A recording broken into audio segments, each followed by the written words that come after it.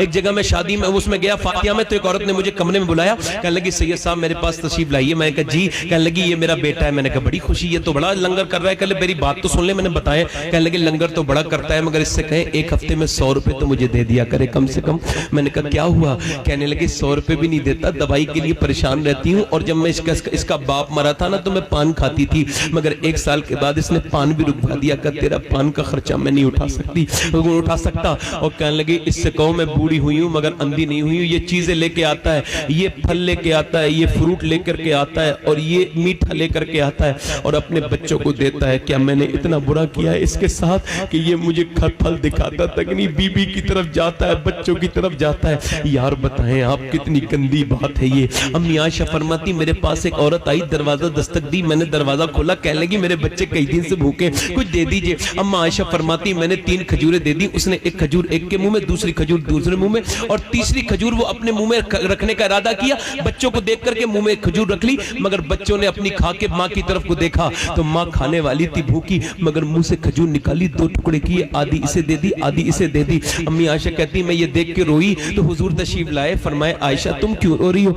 मैंने कहा या रसूल अल्लाह आज मैंने माँ की ममता अपनी आंखों से देखी है। कहा क्या देखा? कि एक औरत भूखी आई थी, उसके 2 बच्चे भूखे थे, या रसूल अल्लाह मैंने उसे 3 खजूरें दी। उसने एक खजूर अपने बच्चे को दी, दूसरी दूसरे बच्चे को दी, तीसरी खजूर उसने अपने मुंह में रखी, और फिर जब बच्चे अपनी खा चुके तो माँ की तरफ देख लगे तो माँ ने खजूर मुंह से निकाली और 2 टुकड़े करके बच्चों को मुंह में खिला दी और मुस्कुराती भी चली गई। या रसूल अल्लाह माँ का दिल देख के मुझे रोना आ गया है, माँ की ममता। मेरे हुजूर ने फरमाया मेरे आयशा सुनो, माँ का अल्लाह ने इसी वजह से तो इतना बड़ा मर्तबा बनाया है। अल्लाह अकबर। मैं आपसे अर्ज करूं मेरे भाइयों ये जुल्म छोड़ दो।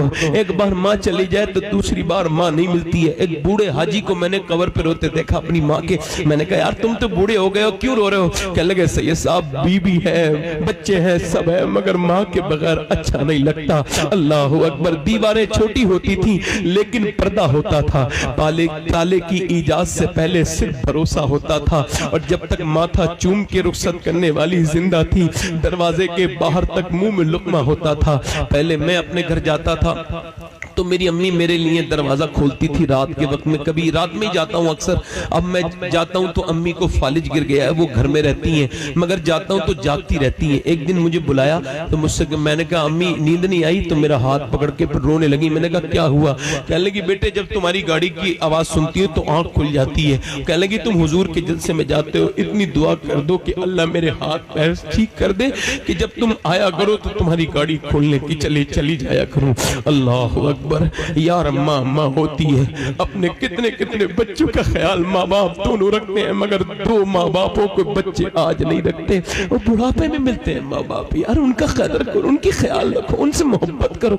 वो चले गए तो फिर दूसरी मर्तबे तो नहीं आएंगे ना। एक आदमी मुझसे कहने लगा मेरे बाप ने मुझे घर से बाहर निकाल दिया सैयद साहब। मैंने कहा क्यों? कहने लगा बेदखल कर दिया। मैंने कहा तुमने सताया होगा? कहा नहीं। मैं कहा तो फिर ईद के दिन उससे ईद मिल लेना, ईद आने वाली। कहने लगा ईद नहीं मिलूंगा। मैंने कहा तुमने ईद मिलनी है और दुरूद भी पढ़ना है। समझा कोई अमल गया, ईद के बाद आके बोला बाप राजी हो गया, रोने लगा। मैंने क्या हुआ? कहने लगे मैंने ईद वाले दिन अब्बा से कहा ईद मिलूंगा, दरवाजा बंद कर लिया। मैंने कहा अब्बा ईद मिलूंगा, जबरदस्ती अंदर गया।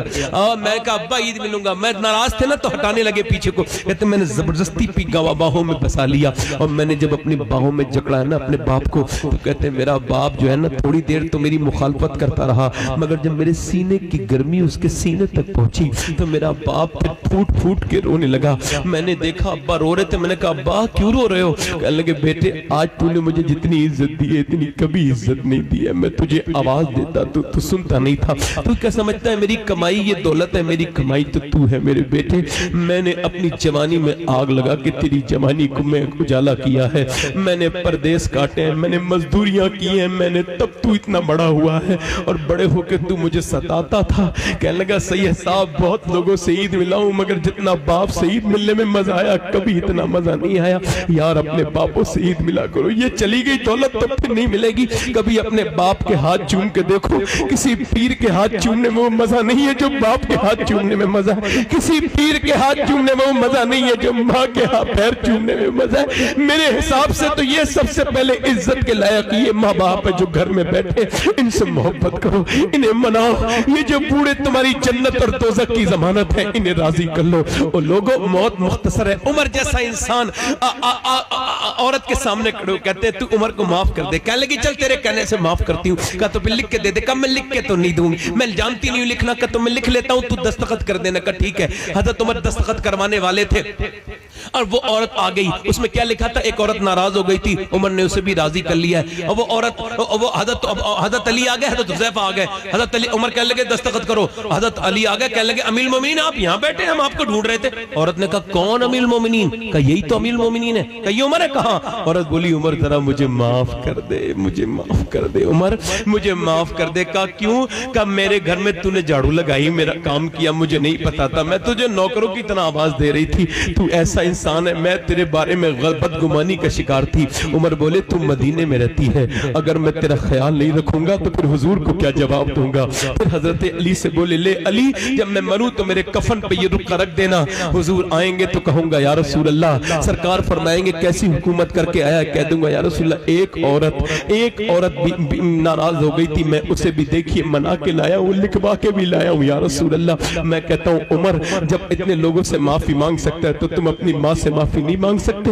अपनी बहनों को मनाओ यार, बहनों को मनाओ, भाइयों को मनाओ, मोहब्बत करो, मोहब्बत आगे बढ़ाओ, अल्लाह से माफी मांगो। अल्लाह से नौजवानों तुमसे गुजारिश करता हूँ कि तुम अपने रब से माफी मांगो खुदा के वास्ते। एक किफल नाम का नौजवान था, लड़कियों के साथ जिना करता था। हुजूर फरमाते हर रात नई लड़की मंगाता था और जिना करता था। एक फरमाते मेरे आका करीम के एक रात एक लड़की आई तो रोने लगी। इसने कहा तू रो क्यों रही है? मेरी रात खराब कर रही है, क्या तुझे पैसे नहीं मिले? वो कह लगी ओ जालिम, सब कुछ पैसा नहीं होता, मेरे बहन भाई मर गए मजबूरी, मेरे माँ बाप मर गए, बहन भाई भूखे, मजबूरी में आई हूँ। और कर डर किससे रही? अल्लाह से डर रही हूँ, आज तक मैंने गुनाह नहीं किया, सोच रही मालिक मुझे माफ कर देना, मैं गुनाह कर रही हूँ। तो कहने लगा तू अल्लाह से डरती है? कहा इतनी रोई वो लड़की खड़े होकर, तुझे क्या पता जालिम मैं कितनी नेक हूँ, मैंने कभी गुनाह नहीं किया था, मगर आज अपने बहन भाइयों की वजह से। हुजूर फरमाते उसके रोने से उसके आंसू धुल गए।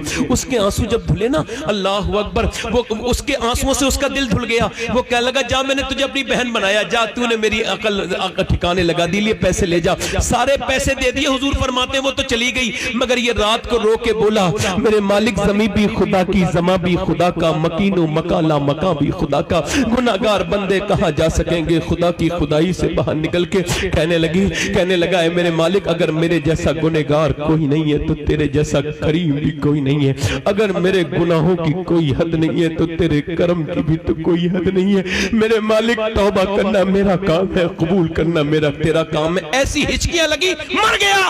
कोई बंदा तेरे दर पे जो आंसू रोल देता है, मेरे मौला तेरे तौबा तू उस पर खोल देता है, मर गया, दिल का दड़ा पड़ा। सुबह को कोई जनाजा नहीं उठाता था, इसका बदकार का जनाजा, इसका खतरनाक इंसान का, इस बदकार का कोई नहीं उठाता था। जब किसी ने जनाजा नहीं उठाया ना, अल्लाह ने उसके दरवाजे बड़े बड़े लफ्जों में लिखवाया क्या? इन्नल्लाह कद गफर लिल किफल, ये जो किफल है ना इसे अल्लाह ने बख्श दिया है। किसे?